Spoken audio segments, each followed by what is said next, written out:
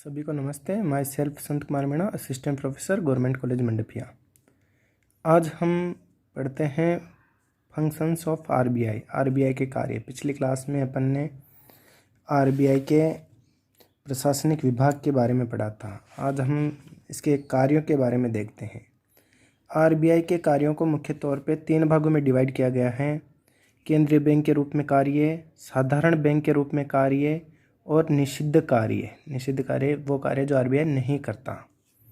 अब बात करते हैं केंद्रीय बैंक के रूप में आरबीआई कौन कौन से कार्य करता है, या यूँ कह दें कि इन कार्यों के लिए या इन उद्देश्यों के लिए आरबीआई की स्थापना की गई।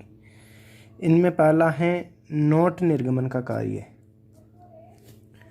आरबीआई नोट निर्गमन का कार्य करता है और नोट निर्गमन में आरबीआई को एक अधिकार प्राप्त होता है। 1 रुपये के नोट का निर्गमन भारत सरकार द्वारा किया जाता है। 1 रुपये के नोट के अलावा सभी नोटों का निर्गमन आरबीआई करता है। अब आरबीआई किस आधार पर नोटों का निर्गमन करता है, इसकी बात करें तो आरबीआई द्वारा बैंकिंग सिद्धांत पर न्यूनतम कोष प्रणाली के आधार पर नोटों का निर्गमन किया जाता है। रिजर्व बैंक द्वारा नोट निर्गमन के लिए 200 करोड़ रुपए का न्यूनतम कोष रखना अनिवार्य होता है, जिसमें से 200 कोष में से 115 करोड़ रुपए के मूल्य का सोना और 85 करोड़ रुपए की विदेशी प्रतिभूतियां रखी जानी चाहिए। इस 200 करोड़ के कोष के आधार पर नोटों का निर्गमन किया जाता है। दूसरा कार्य बैंकों के बैंक के रूप में। आरबीआई को बैंकों का बैंक कहा जाता है। इसका दूसरा महत्वपूर्ण कार्य, पहला महत्वपूर्ण कार्य नोट निर्गमन है। दूसरा महत्वपूर्ण कार्य देश के बैंकों का नियंत्रण, उनका पथ प्रदर्शन, मार्गदर्शन, संगठन करना है। बैंकों के बैंक के रूप में आरबीआई को कुछ विशेषाधिकार दिए गए हैं, जैसे भारत में कार्य करने वाले बैंकों को अनुज्ञा पत्र देना, बैंकों का निरीक्षण पर्यवेक्षण करना, बैंकों की संख्या, नई शाखाओं पर नियंत्रण करना, विभिन्न बैंक विवरणों की प्राप्ति तथा पुनः निरीक्षण करना, बैंकों की ऋण निर्धारित करना, बैंकों को संकट काल में सलाह सहायता देना। ये सब केंद्रीय बैंक या आरबीआई को बैंकों के बैंक के रूप में विशेषाधिकार प्राप्त हैं। तीसरी बात करें सरकारी बैंकर के रूप में। सरकारी बैंकर के रूप में केंद्रीय बैंक को या आरबीआई को सरकार का बैंक कहा जाता है या सरकारी बैंकर भी कहा जाता है।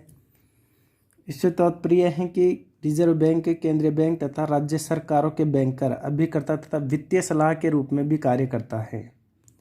आरबीआई केंद्रीय तथा राज्य सरकारों की ओर से भुगतान स्वीकार करना, उनकी ओर से भुगतान करना, उनकी विदेशी विनिमय, मुद्रा हस्तांतरण तथा अन्य बैंकिंग क्रियाओं को करना तथा सार्वजनिक ऋण की व्यवस्था करना, ये सब कार्य रिजर्व बैंक के सरकार के बैंकर होने के रूप में कार्य किया जाता है। यह उनके मुख्य कार्य हैं। रिजर्व बैंक सरकार के अभिकर्ता के रूप में वे समस्त कार्य करता है जो एक बैंक अपने ग्राहकों के लिए करता है। जहां रिजर्व बैंक की शाखाएं नहीं हैं, वहां भारतीय स्टेट बैंक रिजर्व बैंक के प्रतिनिधि के रूप में कार्य करता है। चौथा कार्य है विदेशी विनिमय नियंत्रण का कार्य। विदेशी विनिमय नियंत्रण के लिए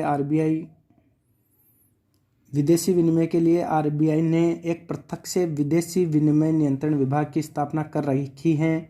यह विभाग विदेशी मुद्रा की मांग व पूर्ति का संपूर्ण लेखा जोखा रखता है तथा उसमें संतुलन बनाए रखने का प्रयास करता है। अगला है साख नियमन एवं नियंत्रण।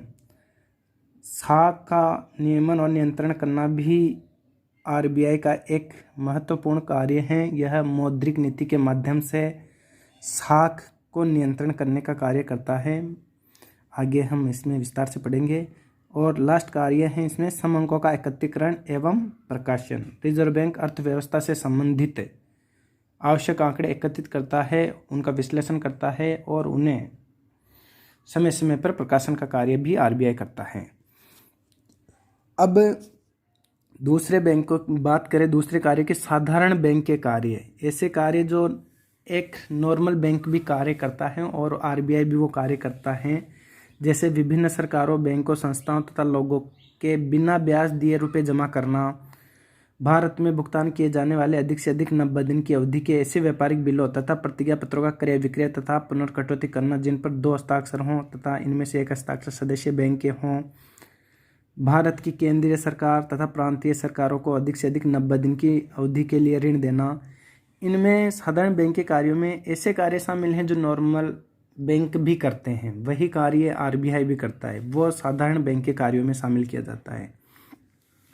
तीसरा जो कार्यों का प्रकार है वो है निषिद्ध कार्य। निषिद्ध कार्य से तात्पर्य है कि यह कार्य आरबीआई नहीं कर सकता, ये कार्य आरबीआई नहीं कर सकता। इसमें पहला है जमाओं पर ब्याज देने पर प्रतिबंध, या जमाओं पर ब्याज नहीं दे सकता। रिजर्व बैंक अपने पास प्राप्त जमाओं पर ब्याज नहीं दे सकता। दूसरा है व्यापार व व्यवसाय पर रोक। रिजर्व बैंक किसी भी प्रकार का व्यापार या व्यवसाय नहीं कर सकता।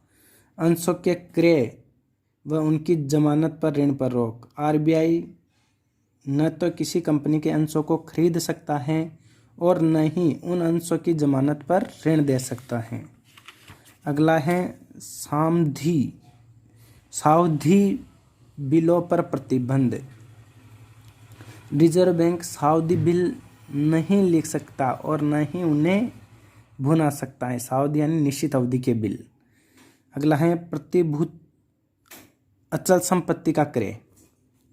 अचल संपत्ति का क्रय, रिजर्व बैंक अपनी मूल आवश्यकता के अतिरिक्त अचल संपत्ति यानी स्थायी संपत्ति का क्रय भी नहीं कर सकता और न ही आरबीआई प्रतिभूति रहित